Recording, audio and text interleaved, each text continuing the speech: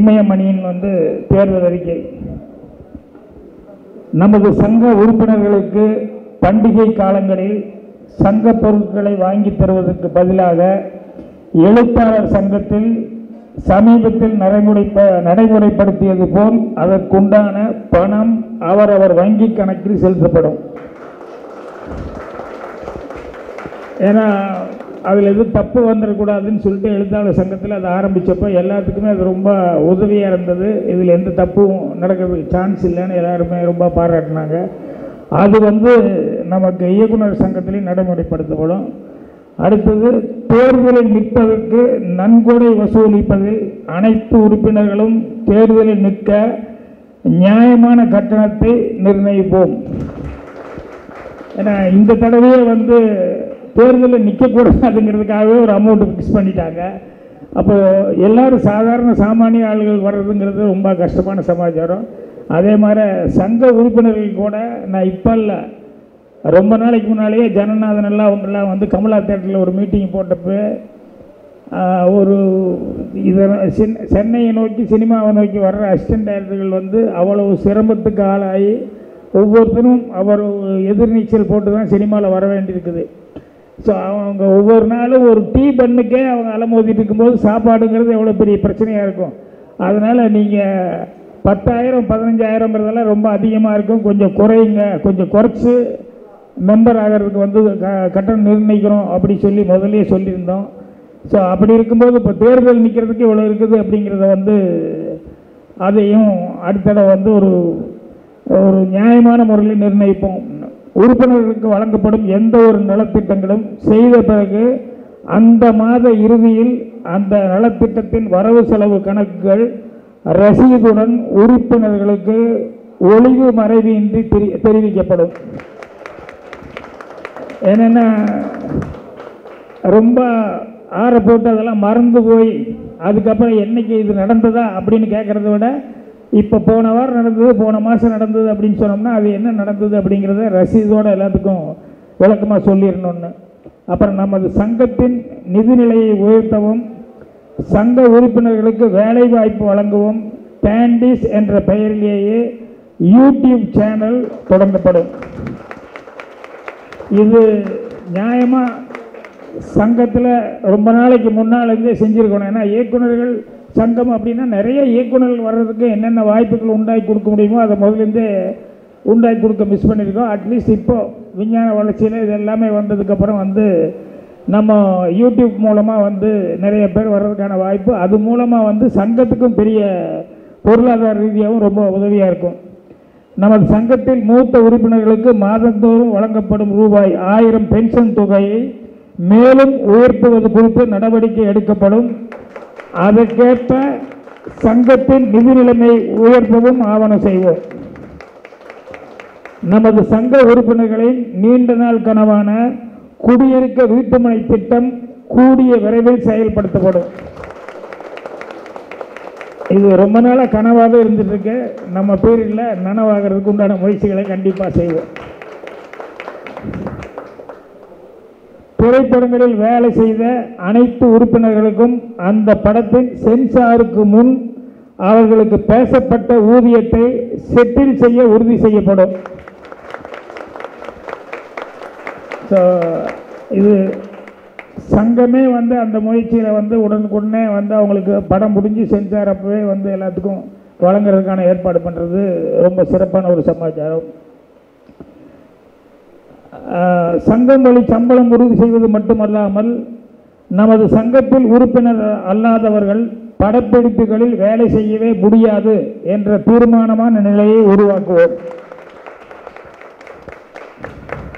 நமது சங்கத்தில் அனைத்து உறுப்பினர்களுக்கும் அவர்களது குடும்பத்தினருக்கும் மருத்துவ காப்பீடு திட்டம் கூடிய விரைவில் சங்கம் வழியிலேயே செய்து தரப்படும்.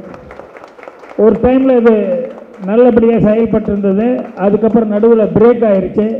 ஸோ அந்த பிரேக் ஆனது வந்து இப்போ வந்து மறுபடியும் வந்து நாங்கள் வந்தோடனே கண்டிப்பாக நல்லபடியாக அதை செயல்படுத்த திட்டமிடுறோம்.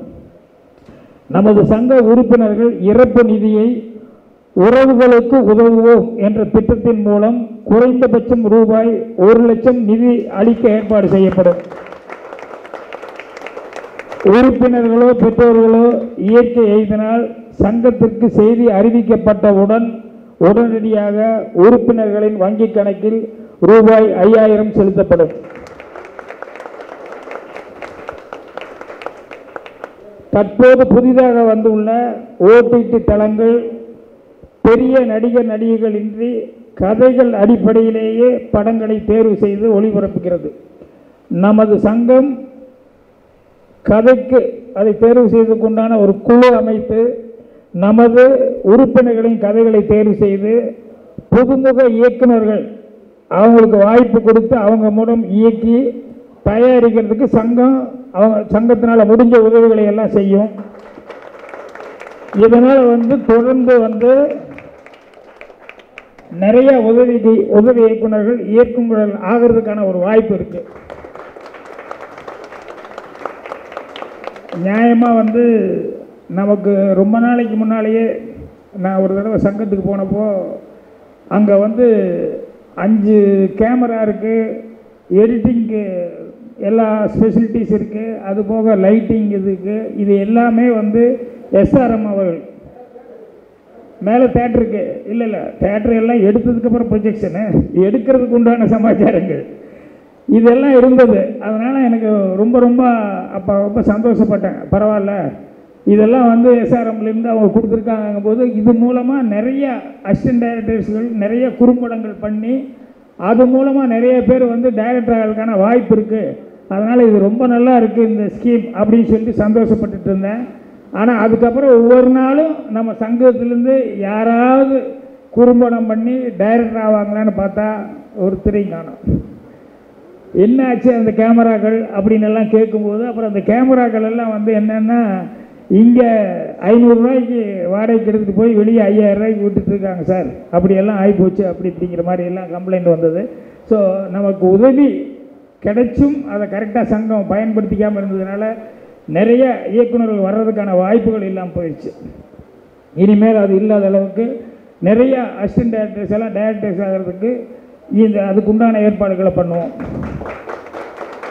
அப்புறம் நமது உறுப்பினர்களின் கதை தலைப்பை நமது இயக்குநர்கள் சங்கத்திலேயே குறைந்த கட்டணத்தில் பதிவு செய்திட சட்ட ரீதியாக வழிவகை செய்யப்படும்.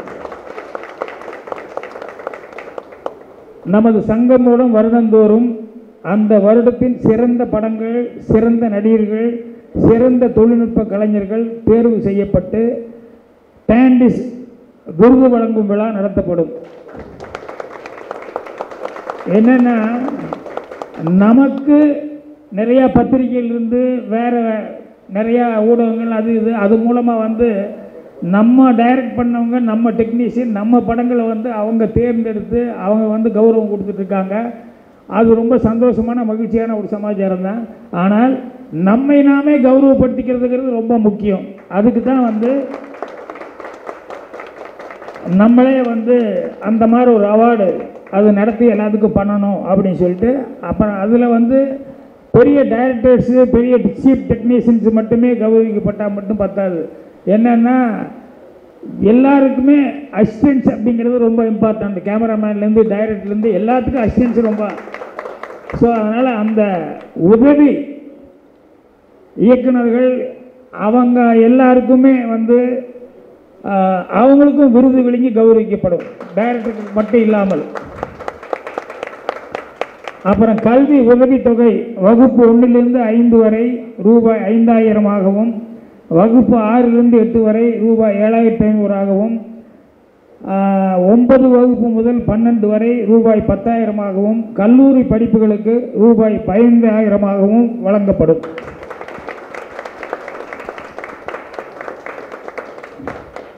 அப்புறம் இப்போ ஒரு குற்றச்சாட்டு சொல்லிட்டு இருக்காங்க. என்னென்னா இப்போ இருக்கிற ஆளுகளெல்லாம் பேச முடியுமா, பார்க்க முடியுமா, இவங்கெல்லாம் வருவாங்களா, இவங்க எந்த காலத்தில் நம்ம ரீச் பண்ண முடியும் அப்படிங்கிற மாதிரியெல்லாம் சில மெம்பர்ஸ்களுக்கு ஒரு சின்ன சந்தேகம் இருந்தது. அதனால் மாதம் ஒரு நாள் தேர்ந்தெடுக்கப்பட்ட நிர்வாகிகளுடன் உறுப்பினர்களின் குறை தீர்க்கும் நாள் நடத்தப்படும். அதனால் எல்லாரையும் சந்திக்கிறதுக்கான ஒரு வாய்ப்புகள் இருக்கும். எனக்கு நேற்று கூட யாரோ கேட்டிருந்தாங்க அவரையெல்லாம் ஃபோனில் பிடிக்க முடியுமான்னு. இன்றைக்கி வரைக்கும் என்னுடைய ஃபோன் நம்பர் ஒரே நம்பர் தான். நான் 2 ஃபோன்லாம் வச்சுக்கல, ஒரே ஒரு ஃபோனில் தான், அதில் தான் இது வரைக்கும் பேசிகிட்டு இருக்கிறேன். அந்த ஃபோன் கூட எனக்கு ஏதாவது வேலை இருந்தால் உதவியாளர் கையில் கொடுத்துட்டு நான் வேலை பார்த்துட்டு இருப்பேன். இல்லைன்னா நானே தான் எடுத்து ஹலோ அப்படின்னு சொல்லுவேன். அந்த அளவுக்கு என்னுடைய ஃபோன் நம்பர் எல்லாத்துக்கும் தெரிஞ்சிருக்கு. அதனால் எனக்கு இங்கே சினிமாவில் இருக்கிறவங்கன்னு இல்லை, வெளியூர்லேருந்து ஃபேன்ஸ் முதல் கொண்டு எல்லாருமே வெளியூர்லேருந்து பேசுகிறவங்க கூட நிறைய பேர் என் ஃபோன் நம்பர் தெரிஞ்சு வச்சுட்டு ஈஸியாக என்கிட்ட பேசிகிட்டு இருக்காங்க. அதனால் நான் மட்டுமல்ல, இங்கே இருக்கிற எல்லாத்துக்கிட்டையும் எல்லாரும் உடனுக்குடனே தொடர்பு கொண்டு பேசுறதுக்கான அந்த மாதிரி ஆட்கள் தான் இருக்காங்க. ஸோ தலை எப்படியோ அப்படி தான் மீதி எல்லாமே அப்படிங்கிற மாதிரி, கிளையும் அப்படி தான் இருக்கும் அப்படிங்கிற மாதிரி அதுக்கு நான் உத்தரவாதம் கொடுக்குறேன். அப்புறம் தற்போதைய தொழில்நுட்பத்தையும் அடுத்து வரப்போகிற தொழில்நுட்பத்தையும் உறுப்பினர்கள் அனைவரும் தெரிந்து கொள்ளும் வகையில் நமது சங்கத்தில் தொடர் வகுப்புகள் நடத்தப்படும். இது முன்னாலையில் இந்த வாய்ப்பு இல்லாமல் இருந்தது. இப்போ அப் டு டேட்டாக என்ன நடந்துட்டுருக்கு, எங்கெங்கே என்ன முன்னேற்றம் வந்துட்டுருக்கு, எங்கே என்ன மாதிரி படங்கள் வந்துட்டுருக்கு, அப்புறம் எக்யூப்மெண்ட்ஸ் என்னென்னலாம் லேட்டஸ்ட்டாக என்னென்னலாம் பண்ணிகிட்ருக்காங்க அப்படிங்கிறதெல்லாம் இருக்கு. இது எல்லாத்துக்குமே அது ஒரு பயிற்சி எடுக்கிற மாதிரி பண்ணணும். இப்போ நேற்று கூட பார்த்துட்டு என்கிட்ட பேசிகிட்டு இருக்கும்போது சொன்னாப்புல, சார் இங்கே தான் நான் இந்த கேமராவில் தான் எடுக்கணும்னு நினச்சிட்டு இருந்தேன், ஆனால் இது இல்லை இந்த கேமரா எடுக்கணும்னு தெரிஞ்சுக்கிட்டேன். அப்புறம் இது மட்டும் இல்லை, இந்த கேமரா இருந்தால் தான் இந்த வேலையெல்லாம் செய்ய முடியும்னு தெரிஞ்சுட்டேன். ஒரு பார்த்திபனுக்கு இப்போ தான் கற்றுக்க முடியும் அப்படிங்கிற அளவுக்கு சூழல் இருக்கும்போது ஒரு சாதாரண ஒரு அசிஸ்டன்ட் டைரக்டர்லாம் எப்படி அதை இது பண்ணிக்க முடியும்? அதனால் அதுக்கான வழி வாய்ப்புகளை கண்டிப்பாக செஞ்சு கொடுக்கணும். என்னென்னா, முன்னால் ஒரு ஹேபிட் இருந்தது. என்னென்னா, அசிஸ்டன்ட் டைரக்டராக நான் வேலை பார்த்துருக்கேன், ஃபஸ்ட் அசிஸ்டண்ட்டு செகண்ட் அசிஸ்டண்ட் இப்படியெல்லாம் இருப்பாங்க இல்லையா. அசிஸ்டன்ட் டைரக்டராக வேலை பார்த்துருக்கவங்க டக்குன்னு கேமராவில் போய் இப்படி எட்டி பார்த்துட முடியாது. டைரக்டர் அவ்வளோதான் வேலை துரத்திடுவார். அதனால் அவ்வளோ சீக்கிரம் பர்மிஷன் கிடைக்காது. அதுக்கப்புறம் யாராவது கேமராவில் பார்க்குறதுக்கு அப்படின்னு சொல்லி யாராவது ஆசைப்பட்டாங்க அப்படின்னா உடனே வாங்கன்னு சொல்லி கூப்பிட்டு காமிப்பாங்க. அவங்க எட்டி பார்த்தோன்னே எல்லாம் கை தட்டிடுவாங்க. டோட்டல் செட்டு என்னென்னா, செட்டில் இருக்கிற எல்லாத்துக்கும் அன்றைக்கி பிரியாணி மாதிரி ஏதாவது ஒன்று பண்ணி இவ்வளோ பணம் கொடுத்தே ஆகணும் அப்படிங்கிற மாதிரி. அதனால் கேமராவில் பார்க்கணுன்னா கூட யோசிப்பாங்க. அதனால் கேமராவில் பார்க்குறதுக்கான வாய்ப்புகள் எல்லாம் ரொம்ப கம்மியாக இருந்தது. இப்போ நானே ஒரே ஒரு தடவை தான், அதுவும் புதிய வார்ப்புகள் டைமில், அது வரைக்கும் நான் கேமரா வழியாக பார்த்ததே கிடையாது. புதிய வார்ப்புகள் டைமில் நிவாஸ் என்னை கூப்பிட்டார், Rajan come see the frame அப்படின்னாரு. ரொம்ப பியூட்டிஃபுல்லாக இருக்குது, இந்த பேக் லைட்டில் அவ்வளோ பிரமாதமாக இருக்குது, ரதி க்ளோஸ்அப்பு அவர் லைட் பண்ணி வச்சுருந்தார், கமன் சி அப்படின்னாரு. டைரக்டர் தொலைச்சி போடுவார், நான் வரல அப்படின்னேன். இல்லை பாத்ரூம் அப்படின்னு சொல்லிட்டு உள்ள காட்டுக்குள்ளே போயிருக்காரு, வா அதுக்குள்ளே பார்த்துடலாம் அப்படின்னாரு. அதுக்கப்புறம் நான் குடுன்னு ஓடி போய் அப்படியே பார்த்தேன். ஸோ ஃபஸ்ட்டு டைம் லைஃப்பில் கேமரா வழியாக பார்த்தது. அவ்வளோ படம் அசிஸ்டன்ட் டைரக்டராக வேலை பார்த்துட்டு புதிய வார்ப்புகளில் அந்த க்ளோஸ்அப் தான் ஃபஸ்ட் டைம் நான் பார்த்தேன். அதுக்குள்ளே டைரக்டர் வர்றாருன்னு சொல்லி ஓரமாக போய் நின்றுட்டேன். அதுக்கப்புறம் எனக்கு கேமராவில் பார்க்குறதுக்கான வாய்ப்பே வரல. நான் சூரியலா சித்திரங்கள் படம் டைரக்ட் பண்ணுறேன் அப்படின்னு சொல்லி டைரக்ஷன் பண்ண ஆரம்பிக்கும்போது முதல் நாள் அன்னைக்கு தான் கேமரா ஹேண்டிலில் நான் கையில் பிடிச்சி அந்த ஜூம் அப்படிங்கிறத ஆப்ரேட் பண்ணி ஃபஸ்ட்டு டைம் பார்த்தது நான் டைரக்ட் ஆனதுக்கப்புறம் தான் பார்த்தேன். ஸோ அது வரைக்கும் அதுக்கான வாய்ப்புகளே இல்லாமல் இருந்தது. இப்போ நம்ம ஆட்களுக்கு அந்த மாதிரியெல்லாம் எந்த கஷ்டமும் எந்த சிரமமும் இல்லாமல் எல்லாத்துக்கும் எல்லாமே அவங்க தெரிஞ்சுக்கிறதுக்காக அதுக்கு உண்டானது இன்றைக்கி புதுசாக என்ன வந்திருக்கோ அது பூரா தெரிஞ்சுக்கிறதுக்கு வகுப்புகள் நடத்தப்பட்டு அவங்க எல்லாத்துக்குமே முதல்லையே ஒரு படம் எடுக்கிறதுக்கு எல்லா வாய்ப்புகளும் கொடுக்கப்படும். அதுக்கப்புறம் 60 வயது பூர்த்தி அடைந்த நமது உறுப்பினர்களுக்கு தமிழக அரசு வழங்கும் மாநகர போக்குவரத்து இலவச பாஸ் நமது இயக்குநர் சங்கம் மூலம் பெற்றுத்தரப்படும். அதுக்கப்புறம் தமிழ்நாடு தமிழ் வளர்ச்சித்துறை வழங்கும் ஓய்வூதியம் மாதம் ரூபாய் 4000 மற்றும் தமிழ்நாடு முழுவதும் அவங்களுக்கும் பேருந்தில் இலவசமாக பயணம் செய்ய நமது சங்கம் மூலம் தகுதியானவர்களுக்கு பாஸ் பெற்றுத்தர தமிழக அரசிடம் வேண்டுகோள் விடுத்து அதை பெற்றுத்தர நடவடிக்கை எடுக்கப்படும். இவ்வளவு பேரும் என்னென்ன பண்ணலான்னு சொல்லிட்டு எல்லாரும் அவங்கவுங்க அனுபவத்தில் என்னென்ன அசிஸ்டன்ட் டைரக்டர்களுக்கெல்லாம் என்னென்ன கஷ்டம் இருக்குது, மெம்பர்களுக்கு என்னென்ன தேவைப்படுது அப்படிங்கிறதெல்லாம் எல்லாருமா உட்காந்து டிஸ்கஸ் பண்ணி அவங்கவுங்க மைண்டில் இது இருந்தால் நல்லாயிருக்கும், இது இருந்தால் நல்லாயிருக்கும் அப்படின்னு சொல்லிட்டு ஒவ்வொன்றா சொல்லி அதுக்கப்புறமா தான் இந்த தேர்தல் அறிக்கை அப்படிங்கிறத நாங்கள் ரெடி பண்ணோம். ஸோ இந்த தேர்தல் அறிக்கை சும்மா வாசிக்கிறது மட்டுமல்ல, நிச்சயமாக நாங்கள் வந்த உடனேயுமே இந்த தேர்தலுக்கு அறிக்கை இருக்கிற ஒவ்வொரு சரக்கும் இப்போ நான் படித்ததெல்லாம் இருக்கேன், அதை எவ்வளவுக்கு எவ்வளவு சீக்கிரமாக வந்து நடைமுறைப்படுத்த முடியும் அப்படின்னு சொல்லி முயற்சி பண்ணி வெற்றிகரமாக நடைமுறைப்படுத்துவோம் அப்படின்னு சொல்லி உறுதி சொல்லிக்கிறேன். அடுத்த நிகழ்ச்சிக்கு அப்புறம் மீண்டும் பேசுவோம். அப்புறம் ரெண்டாவது எனக்கு பாருங்கள், விநாயகர் சுழின்னு சொல்லுவாங்கள்ல ஓப்பனிங்கு, விநாயகர் சொல்லி போட்டோன்னே வெற்றி வாங்கி கொடுத்தவர் மாதேஷ் அவர்கள். நம்ம எதை பார்த்தாலும் சகனம் நல்லா இருக்கான்னு பார்ப்பாங்க, அந்த சகனத்தை ரொம்ப அழகாக ஆரம்பித்து வச்சுருக்காரு. ஸோ அதனால் இந்த வெற்றி தொடரும். உங்களில் ஒவ்வொரு துறையிலேருந்தும் ஒவ்வொருத்தரை வர சொல்லி அவங்க 3 பேர்த்துக்கிட்ட கொடுத்து அவங்கள வெளியிட்டுட்டு அதுக்கப்புறமா நான் வந்து தேர்தல் அறிக்கை என்ன அப்படிங்கிறத நான் படிக்க ஆரம்பிக்கிறேன். முதல்ல நம்ம பிஆர்ஓ சங்க தலைவர் டைமண்ட் பாபு,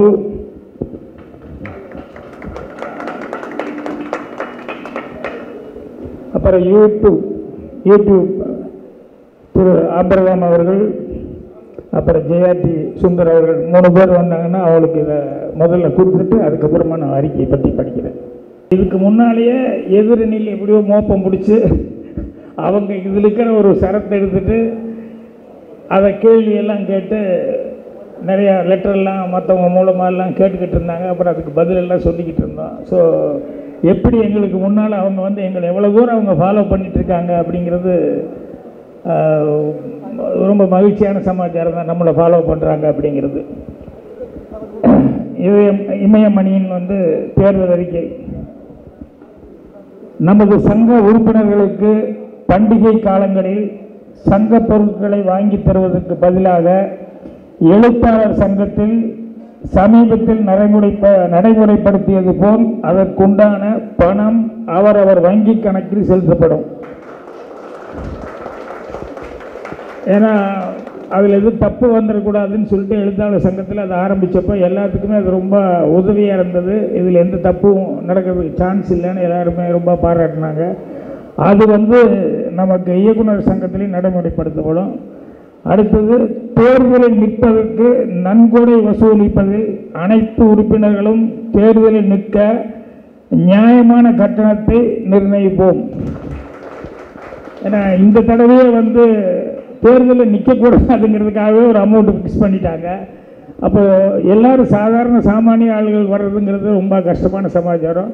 அதே மாதிரி சங்க உறுப்பினர்கள் கூட நான் இப்போ இல்லை, ரொம்ப நாளைக்கு முன்னாலேயே ஜனநாதன் எல்லாம் அவங்கெல்லாம் வந்து கமலா தேட்டரில் ஒரு மீட்டிங் போட்டப்போ ஒரு இதை சென்னையை நோக்கி சினிமாவை நோக்கி வர்ற அசிஸ்டன்ட் டைரக்டர்கள் வந்து அவ்வளவு சிரமத்துக்கு ஆளாகி ஒவ்வொருத்தரும் அவர் எதிர்நீச்சல் போட்டு தான் சினிமாவில் வர வேண்டியிருக்குது.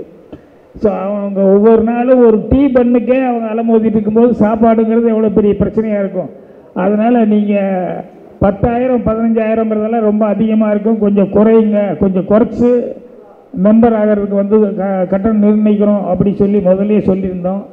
ஸோ அப்படி இருக்கும்போது இப்போ தேர்தல் நிற்கிறதுக்கு இவ்வளோ இருக்குது அப்படிங்கிறத வந்து அதையும் அடுத்தட வந்து ஒரு நியாயமான முறையில் நிர்ணயிப்போம்.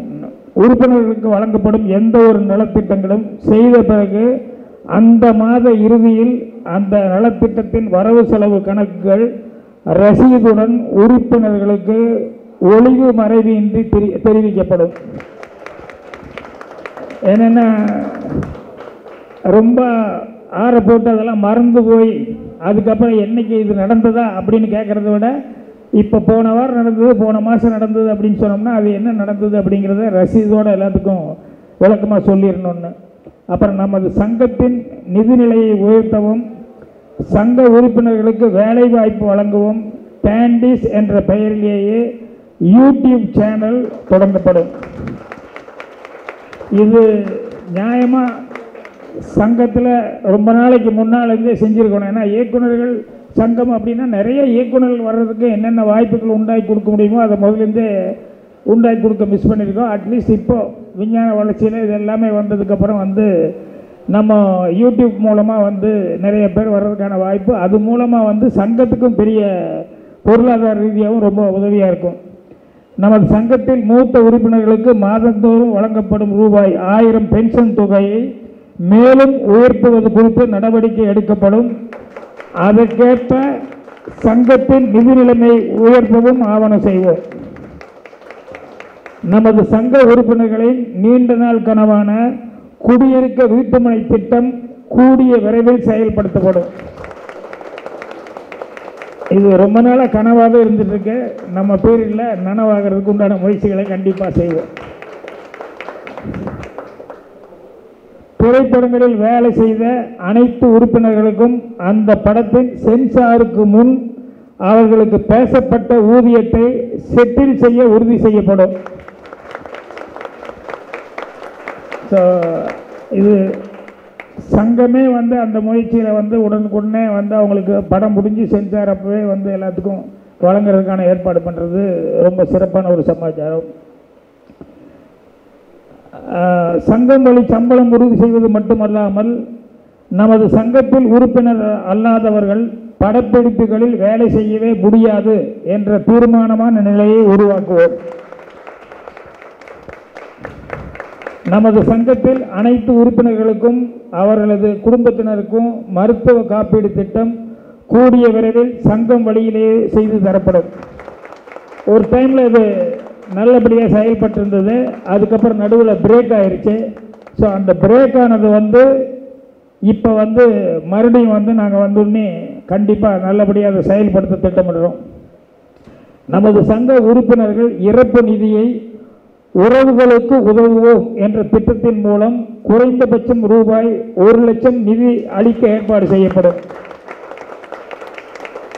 உறுப்பினர்களோ பெற்றோர்களோ இயற்கை எய்தினால் சங்கத்திற்கு செய்தி அறிவிக்கப்பட்டவுடன் உடனடியாக உறுப்பினர்களின் வங்கிக் கணக்கில் ரூபாய் 5000 செலுத்தப்படும்.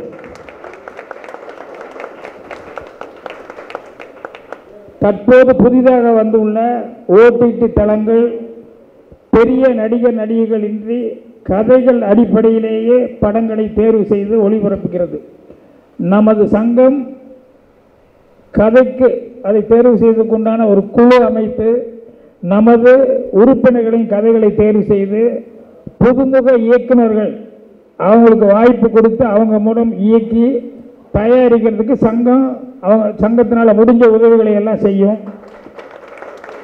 இதனால் தொடர்ந்து நிறைய உதவி இயக்குநர்கள் இயக்குநர்கள் ஆகிறதுக்கான ஒரு வாய்ப்பு இருக்கு. நியாயமாக நமக்கு ரொம்ப நாளைக்கு முன்னாலேயே நான் ஒரு தடவை சங்கத்துக்கு போனப்போ அங்கே 5 கேமரா இருக்குது, எடிட்டிங்க்கு எல்லா ஸ்பெசிலிட்டிஸ் இருக்குது, அது போக லைட்டிங் இதுக்கு இது எல்லாமே எஸ்ஆர்எம் அவர்கள் மேலே தேட்டருக்கு இல்லை தேட்டர் எல்லாம் எடுத்ததுக்கப்புறம் ப்ரொஜெக்ஷனு எடுக்கிறதுக்கு உண்டான சமாச்சாரங்கள் இதெல்லாம் இருந்தது. அதனால் எனக்கு ரொம்ப அப்போ ரொம்ப சந்தோஷப்பட்டேன். பரவாயில்ல, இதெல்லாம் எஸ்ஆர்எம்லேருந்து அவங்க கொடுத்துருக்காங்க போது இது மூலமாக நிறைய அசிஸ்டன்ட் டைரக்டர்ஸ்கள் நிறைய குறும்படங்கள் பண்ணி அது மூலமாக நிறைய பேர் டைரக்டர் ஆகிறதுக்கான வாய்ப்பு இருக்குது. அதனால் இது ரொம்ப நல்லா இருக்குது இந்த ஸ்கீம் அப்படின்னு சொல்லிட்டு சந்தோஷப்பட்டுட்டு இருந்தேன். ஆனால் அதுக்கப்புறம் ஒவ்வொரு நாளும் நம்ம சங்கத்திலேருந்து யாராவது குறும்படம் பண்ணி டைரக்டர் ஆவாங்களான்னு பார்த்தா ஒருத்தரையும் காணோம். என்ன ஆச்சு அந்த கேமராக்கள் அப்படின்னு எல்லாம் கேட்கும்போது அப்புறம் அந்த கேமராக்கள் எல்லாம் என்னென்னா இங்கே 500 ரூபாய்க்கு வாடகைக்கு எடுத்துகிட்டு போய் வெளியே 5000 ரூபாய்க்கு விட்டுட்டுருக்காங்க சார், அப்படியெல்லாம் ஆகிப்போச்சு அப்படிங்கிற மாதிரி எல்லாம் கம்ப்ளைண்ட் வந்தது. ஸோ நமக்கு உதவி கிடைச்சும் அதை கரெக்டாக சங்கம் பயன்படுத்திக்காமல் இருந்ததுனால நிறைய இயக்குநர்கள் வர்றதுக்கான வாய்ப்புகள் இல்லாமல் போயிடுச்சு. இனிமேல் அது இல்லாத அளவுக்கு நிறைய அசிஸ்டன்ட் டைரக்டர்ஸ் எல்லாம் டைரக்டர்ஸ் ஆகிறதுக்கு அதுக்குண்டான ஏற்பாடுகளை பண்ணுவோம். அப்புறம் நமது உறுப்பினர்களின் கதை தலைப்பை நமது இயக்குநர்கள் சங்கத்திலேயே குறைந்த கட்டணத்தில் பதிவு செய்திட சட்ட ரீதியாக வழிவகை செய்யப்படும். நமது சங்கம் மூலம் வருடந்தோறும் அந்த வருடத்தின் சிறந்த படங்கள், சிறந்த நடிகர்கள், சிறந்த தொழில்நுட்ப கலைஞர்கள் தேர்வு செய்யப்பட்டு டாண்டிஸ் விருது வழங்கும் விழா நடத்தப்படும். என்னென்னா, நமக்கு நிறையா பத்திரிகையிலிருந்து வேறு நிறையா ஊடகங்கள் அது மூலமாக நம்ம டைரக்ட் பண்ணவங்க, நம்ம டெக்னீஷியன், நம்ம படங்களை அவங்க தேர்ந்தெடுத்து அவங்க கௌரவம் கொடுத்துட்ருக்காங்க. அது ரொம்ப சந்தோஷமான மகிழ்ச்சியான ஒரு சமாச்சாரம் தான். ஆனால் நம்மை நாமே கௌரவப்படுத்திக்கிறதுங்கிறது ரொம்ப முக்கியம். அதுக்கு தான் நம்மளே அந்த மாதிரி ஒரு அவார்டு அது நடத்தி எல்லாத்துக்கும் பண்ணணும் அப்படின்னு சொல்லிட்டு, அப்புறம் அதில் பெரிய டைரக்டர்ஸு, பெரிய சீஃப் டெக்னீஷியன்ஸ் மட்டுமே கௌரவிக்கப்பட்டால் மட்டும் பத்தாது. என்னென்னா, எல்லாருக்குமே அசிஸ்டன்ஸ் அப்படிங்கிறது ரொம்ப இம்பார்ட்டண்ட். கேமராமேன்லேருந்து டைரக்டர்லேருந்து எல்லாத்துக்கும் அசிஸ்டன்ஸ் ரொம்ப. ஸோ அதனால் அந்த உதவி இயக்குநர்கள் அவங்க எல்லாருக்குமே அவங்களுக்கும் விருது வழங்கி கௌரவிக்கப்படும், டைரக்டருக்கு மட்டும் இல்லாமல். அப்புறம் கல்வி உதவித்தொகை வகுப்பு 1லிருந்து 5 வரை ரூபாய் 5000ஆகவும், வகுப்பு 6லிருந்து 8 வரை ரூபாய் 7500ஆகவும், 9 வகுப்பு முதல் 12 வரை ரூபாய் 10,000ஆகவும், கல்லூரி படிப்புகளுக்கு ரூபாய் 15,000ஆகவும் வழங்கப்படும்.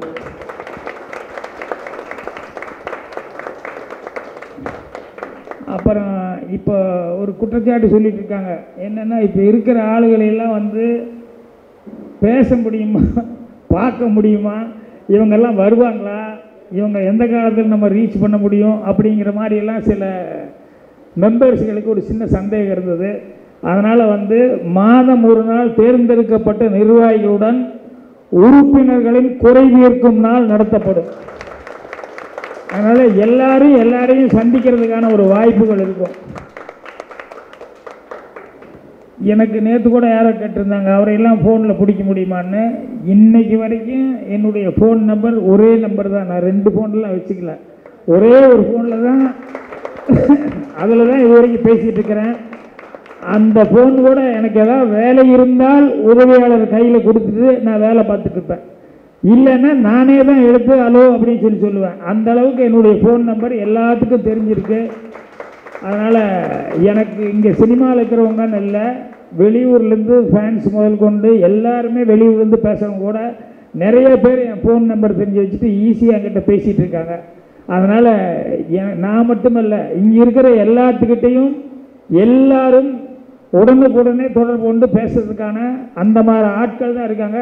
ஸோ தலை எப்படியோ அப்படி தான் மீதி எல்லாமே அப்படிங்கிற மாதிரி, கிளையும் அப்படி தான் இருக்கும் அப்படிங்கிற மாதிரி அதுக்கு நான் உத்தரவாதம் கொடுக்குறேன். அப்புறம் தற்போதைய தொழில்நுட்பத்தையும் அடுத்து வரப்போகிற தொழில்நுட்பத்தையும் உறுப்பினர்கள் அனைவரும் தெரிந்து கொள்ளும் வகையில் நமது சங்கத்தில் தொடர் வகுப்புகள் நடத்தப்படும். இது முன்னாலையில் இந்த வாய்ப்பு இல்லாமல் இருந்தது. இப்போ அப் டு டேட்டாக என்ன நடந்துட்டுருக்கு, எங்கெங்கே என்ன முன்னேற்றம் வந்துட்டுருக்கு, எங்கே என்ன மாதிரி படங்கள் வந்துட்டுருக்கு, அப்புறம் எக்யூப்மெண்ட்ஸ் என்னென்னலாம் லேட்டஸ்ட்டாக என்னென்னலாம் பண்ணிகிட்ருக்காங்க அப்படிங்கிறதெல்லாம் இருக்கு. இது எல்லாத்துக்குமே அது ஒரு பயிற்சி எடுக்கிற மாதிரி பண்ணணும். இப்போ நேற்று கூட பார்த்துட்டு என்கிட்ட பேசிகிட்டு இருக்கும்போது சொன்னாப்புல, சார் இங்கே தான் நான் இந்த கேமராவில் தான் எடுக்கணும்னு நினச்சிட்டு இருந்தேன், ஆனால் இது இல்லை இந்த கேமரா எடுக்கணும்னு தெரிஞ்சுக்கிட்டேன். அப்புறம் இது மட்டும் இல்லை, இந்த கேமரா இருந்தால் தான் இந்த வேலையெல்லாம் செய்ய முடியும்னு தெரிஞ்சுட்டேன். ஒரு பார்த்திபனுக்கு இப்போ தான் கற்றுக்க முடியும் அப்படிங்கிற அளவுக்கு சூழல் இருக்கும்போது ஒரு சாதாரண ஒரு அசிஸ்டன்ட் டைரக்டர்லாம் எப்படி அதை இது பண்ணிக்க முடியும்? அதனால் அதுக்கான வழி வாய்ப்புகளை கண்டிப்பாக செஞ்சு கொடுக்கணும். என்னென்னா, முன்னால் ஒரு ஹேபிட் இருந்தது. என்னென்னா, அசிஸ்டன்ட் டைரக்டராக நான் வேலை பார்த்துருக்கேன். ஃபஸ்ட் அசிஸ்டண்ட்டு, செகண்ட் அசிஸ்டண்ட் இப்படியெல்லாம் இருப்பாங்க இல்லையா? அசிஸ்டன்ட் டைரக்டராக வேலை பார்த்துருக்கவங்க டக்குன்னு கேமராவில் போய் இப்படி எட்டி பார்த்துட முடியாது. டைரக்டர் அவ்வளோதான் வேலை துரத்திடுவார். அதனால் அவ்வளோ சீக்கிரம் பர்மிஷன் கிடைக்காது. அதுக்கப்புறம் யாராவது கேமராவில் பார்க்குறதுக்கு அப்படின்னு சொல்லி யாராவது வந்து ஆசைப்பட்டாங்க அப்படின்னா உடனே வாங்கன்னு சொல்லி கூப்பிட்டு காமிப்பாங்க. அவங்க எட்டி பார்த்தோன்னே எல்லாம் கை தட்டிடுவாங்க. டோட்டல் செட்டு என்னென்னா செட்டில் இருக்கிற எல்லாத்துக்கும் அன்றைக்கி பிரியாணி மாதிரி ஏதாவது ஒன்று பண்ணி இவ்வளோ பணம் கொடுத்தே ஆகணும் அப்படிங்கிற மாதிரி. அதனால் கேமராவில் பார்க்கணுன்னா கூட யோசிப்பாங்க. அதனால் கேமராவில் பார்க்குறதுக்கான வாய்ப்புகள் எல்லாம் வந்து ரொம்ப கம்மியாக இருந்தது. இப்போ நானே வந்து ஒரே ஒரு தடவை தான், அதுவும் புதிய வார்ப்புகள் டைமில், அது வரைக்கும் நான் வந்து கேமரா வழியாக பார்த்ததே கிடையாது. புதிய வார்ப்புகள் டைமில் வந்து நிவாஸ் வந்து என்னை கூப்பிட்டார், Rajan come see the frame அப்படின்னாரு. ரொம்ப பியூட்டிஃபுல்லாக இருக்குது, இந்த பேக் லைட்டில் அவ்வளோ பிரமாதமாக இருக்குது, ரதி க்ளோஸ்அப் அவர் லைட் பண்ணி வச்சுருந்தார், கமன் சி அப்படின்னாரு. டைரக்டர் தொலைச்சி போடுவார், நான் வரல அப்படின்னேன். இல்லை ஹி வென்ட் பாத்ரூம் அப்படின்னு சொல்லிட்டு உள்ள காட்டுக்குள்ளே போயிருக்காரு, வா அதுக்குள்ளே பார்த்துடலாம் அப்படின்னாரு. அதுக்கப்புறம் நான் குடுன்னு ஓடி போய் அப்படியே பார்த்தேன். ஸோ ஃபஸ்ட்டு டைம் லைஃப்பில் கேமரா வழியாக வந்து பார்த்தது. அவ்வளோ படம் அசிஸ்டன்ட் டைரக்டராக வேலை பார்த்துட்டு புதிய வார்ப்புகளில் அந்த க்ளோஸ்அப் தான் ஃபஸ்ட் டைம் நான் பார்த்தேன். அதுக்குள்ளே டைரக்டர் வர்றாருன்னு சொல்லி ஓரமாக போய் நின்றுட்டேன். அதுக்கப்புறம் எனக்கு வந்து கேமராவில் பார்க்குறதுக்கான வாய்ப்பே வரல. நான் சூரியலால் சித்திரங்கள் படம் டைரக்ட் பண்ணுறேன் அப்படின்னு சொல்லி டைரக்ஷன் பண்ண ஆரம்பிக்கும்போது முதல் நாள் அன்னைக்கு தான் கேமரா ஹேண்டிலில் வந்து நான் கையில் பிடிச்சி அந்த ஜூம் அப்படிங்கிறத வந்து ஆப்ரேட் பண்ணி ஃபஸ்ட்டு டைம் பார்த்தது நான் டைரக்ட் ஆனதுக்கப்புறம் தான் பார்த்தேன். ஸோ அது வரைக்கும் அதுக்கான வாய்ப்புகளே இல்லாமல் இருந்தது. இப்போ நம்ம ஆட்களுக்கு அந்த மாதிரியெல்லாம் எந்த கஷ்டமும் எந்த சிரமமும் இல்லாமல் எல்லாத்துக்கும் எல்லாமே அவங்க தெரிஞ்சுக்கிறதுக்காக வந்து அதுக்கு உண்டானது இன்றைக்கி புதுசாக என்ன வந்திருக்கோ அது பூரா தெரிஞ்சுக்கிறதுக்கு வகுப்புகள் நடத்தப்பட்டு அவங்க எல்லாத்துக்குமே முதல்லையே ஒரு படம் எடுக்கிறதுக்கு எல்லா வாய்ப்புகளும் கொடுக்கப்படும். அதுக்கப்புறம் 60 வயது பூர்த்தி அடைந்த நமது உறுப்பினர்களுக்கு தமிழக அரசு வழங்கும் மாநகர போக்குவரத்து இலவச பாஸ் நமது இயக்குநர் சங்கம் மூலம் பெற்றுத்தரப்படும். அதுக்கப்புறம் தமிழ்நாடு தமிழ் வளர்ச்சித்துறை வழங்கும் ஓய்வூதியம் மாதம் ரூபாய் 4000 மற்றும் தமிழ்நாடு முழுவதும் அவங்களுக்கும் வந்து பேருந்தில் இலவசமாக பயணம் செய்ய நமது சங்கம் மூலம் தகுதியானவர்களுக்கு பாஸ் பெற்றுத்தர தமிழக அரசிடம் வேண்டுகோள் விடுத்து அதை பெற்றுத்தர நடவடிக்கை எடுக்கப்படும். ஸோ இவ்வளவு பேரும் என்னென்ன பண்ணலான்னு சொல்லிட்டு எல்லாரும் அவங்கவுங்க அனுபவத்தில் என்னென்ன அசிஸ்டன்ட் டைரக்டர்கள்லாம் என்னென்ன கஷ்டம் இருக்குது, மெம்பர்களுக்கு என்னென்ன தேவைப்படுது அப்படிங்கிறதெல்லாம் எல்லாருமா உட்காந்து டிஸ்கஸ் பண்ணி அவங்கவுங்க மைண்டில் இது இருந்தால் நல்லாயிருக்கும் இது இருந்தால் நல்லாயிருக்கும் அப்படின்னு சொல்லிட்டு ஒவ்வொன்றா சொல்லி அதுக்கப்புறமா தான் இந்த தேர்தல் அறிக்கை அப்படிங்கிறதே நாங்கள் ரெடி பண்ணோம். ஸோ இந்த தேர்தல் அறிக்கை சும்மா வாசிக்கிறது மட்டுமல்ல, நிச்சயமாக நாங்கள் வந்த உடனேயுமே இந்த தேர்தலில் இருக்கிற அறிக்கை இருக்கிற ஒவ்வொரு சரக்கும் இப்போ நான் படித்ததெல்லாம் இருக்கேன், அதை எவ்வளவுக்கு எவ்வளவு சீக்கிரமாக வந்து நடைமுறைப்படுத்த முடியும் அப்படின்னு சொல்லி முயற்சி பண்ணி வெற்றிகரமாக நடைமுறைப்படுத்துவோம் அப்படின்னு சொல்லி உறுதி சொல்லிக்கிறேன். அடுத்த நிகழ்ச்சிக்கு அப்புறம் மீண்டும் பேசுவோம். அப்புறம் ரெண்டாவது எனக்கு பாருங்கள், விநாயகர் சூழின்னு சொல்லுவாங்கள்ல ஓப்பனிங்கு, விநாயகர் சூழி போட்டோன்னே வெற்றி வாங்கி கொடுத்தவர் மாதை சபைகள். நம்ம எதை பார்த்தாலும் சகனம் நல்லா இருக்கான்னு பார்ப்பாங்க, அந்த சகனத்தை ரொம்ப அழகாக ஆரம்பித்து வச்சுருக்காரு. ஸோ அதனால் இந்த வெற்றி தொடரும். அடுத்த நிகழ்ச்சிக்கு ஜெகதீஷ் அவர்கள் அடுத்த நிகழ்ச்சி என்ன கற்றுப்பார். எல்லாத்துக்கும் நல்லதுக்காக தான் உங்கள்கிட்ட ஆதரவு கேட்குறோம் அப்படின்னு சொல்லி போட்டுக்கிட்டு இருக்கோம். அதில் இந்த கேப்ஷன் போட்டதுலேயும் கூட நான் போட்டது வந்து ஒவ்வொரு அரிசியிலையும் கண்டிப்பாக அதாவது இணை துணை இயக்குநர்கள் எல்லாத்து பேரும் கண்டிப்பாக பொறிச்சிருக்கும். அது வந்து இறைவனுடைய கருணை.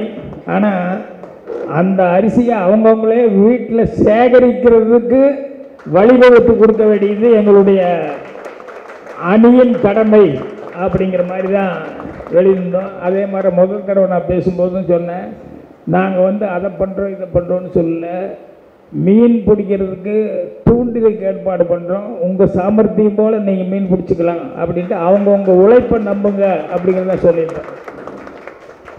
இப்போ தலைவர் அப்படிங்கிற முறையில் உண்மையிலேயே வந்து ஒரு அணிக்காக இமயம் அணிக்காக நான் வந்து ஒரு பெரிய உரையை ரெடி பண்ணிட்டு வந்து நான் பேசணும்.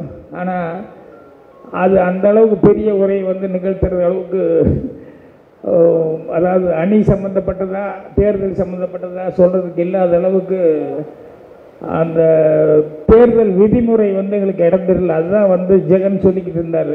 எந்த காரணம் கொண்டும் பத்திரிகை ஊடக மற்ற எதுகோடையும் வந்து பேட்டி கொடுக்கக்கூடாது, தேர்தலை பற்றி பேசக்கூடாது அப்படின்னு சொல்லிட்டு ஒரு விதிமுறை இருந்தது. அதுதான் ஜெகன் வந்து கொஞ்சம் உணர்ச்சி வசப்பட்டு பேசினார். இது எல்லாத்துக்குமே அந்த ஃபீலிங் இருக்குது. என்னென்னா தேர்தல் இருந்தால் அதுக்கப்புறம் எங்களுடைய ஃபீலிங் நாங்கள் எதுக்கு வந்தோன்னு எப்படி சொல்லாமல் இருக்க முடியும்? அப்புறம் எங்களை பற்றி ஏதாவது ஒரு குற்றச்சாட்டு சொன்னால் அப்படி இல்லை இது இப்படி தான் அப்படிங்கிற உண்மையை வந்து எப்படி சொல்ல முடியும் நாங்கள் அப்படிங்கிற மாதிரி. என்னை பொறுத்த வரைக்கும் நான் வந்து எனக்கு ரொம்ப பிடிச்ச விஷயம், அதாவது அது இங்கிலீஷில் சொல்லுவாங்க, every one may not be nice but there is something nice in every one அப்படின்னு. எல்லாரும் நல்லவனா இல்லைன்னா கூட ஏதாவது ஒரு நல்ல விஷயம் ஒவ்வொருத்தங்கிட்டையும் இருக்கும். அதனால தான் நான் டைரியில் நீ சந்திக்கும் ஒவ்வொரு மனிதனும் உனக்கு ஆசான், கண்டிப்பாக நீ கற்றுக்கொள்ள ஏதாவது ஒன்று அவனிடம் இருந்தே தீரும் அப்படின்னு சொல்லி நோட் பண்ணிக்கிறேன். அதனால் கடைசி வரைக்கும் கற்றுக்கணும் அப்படிங்கிறது வந்து என்னுடைய இயல்பாகவே இருந்துட்டு இருக்குது. ஏன்னா இன்றைக்கி நாளைக்கு ஏதாவது ஒன்று புதுசு புதுசாக உலகத்தில் நடந்துகிட்டே இருக்குது, நிறைய கற்றுக்கிற அளவுக்கு இருக்கும் அப்படின்னு சொல்லிட்டு இப்போ இந்த தேர்தலில் வந்து கலந்துக்கிறேன் அப்படின்னு சொல்லி சொல்லும்போது வந்து சொன்னாங்க, இல்லை இல்லைங்க நீங்கள் யார் கூடங்கிறது புரியல, சினிமாவில் வேறு, ஆனால் இங்கே சாதாரண ஆடு இல்லை நம்ம செல்வமணி அப்படிங்கிறது அப்படின்னு சொல்லிட்டு ரொம்ப கஷ்டம், அது ரொம்ப பிரச்சனையாகி போகும் அப்படின்னு சொல்லி இது யாராவது வேற ஆளுக்கு சொன்னால் பரவாயில்ல சார், நாளைக்கு உங்களுக்கு வந்து இவ்வளோ நாள் எடுத்த பேர் இதாகி போகும் அதாகி போகும், அதனால் உங்களுக்கு சேஃப் இல்லாமல் போயிருந்த இவ்வளோ நாள் எடுத்த பேர் எல்லாமே எவ்வளோ பெரிய பேர் எடுத்தீங்களோ அதெல்லாமே இதாகி போகும் அப்படிங்கிற மாதிரி நிறைய பயமுறுத்தல் தான் எனக்கு நிறையா வந்தது. அப்போ நான் நினச்சிக்கிட்டேன், துறைமுகத்திலே நின்றுருந்தால் கப்பல் சேஃபாக இருக்கும். ஆனால் கப்பல் அதுக்காக கட்டினாங்க, அது சூறாவளியாக இருந்தாலும் சரி எதாக இருந்தாலும் சந்திக்கணும், சந்திக்க தயாராக இருந்தால் தான் அது கரெக்டாக இருக்கும். அவர் பேட்டியில் சொல்லிட்டு இருந்தார் என்னென்னா, இந்த மாதிரி நான் எதுக்குமே பயப்படாதவன் அப்படின்னு சொல்லி செல்வமணி வந்து சொல்லிட்டு இருந்தார். ஆமாம், ஏற்றாத விளக்கு எவ்வளோ பெரிய புயல் காற்றுக்கும் பயப்படாது, விளக்கு ஏற்றிருந்தா தானே அது அணைஞ்சு போகணும்னு பயம் இருக்கும்.